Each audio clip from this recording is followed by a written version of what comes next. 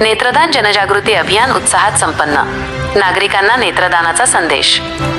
दिनांक जून 10 rotary club of Beed midtown आणि Sonajirao Kshirsagar homeopathic medical college Beed यांच्या संयुक्त विद्यमाने आयोजित नेत्रदान जनजागृती अभियान उत्साहात व मोठ्या प्रतिसादात संपन्न झाले.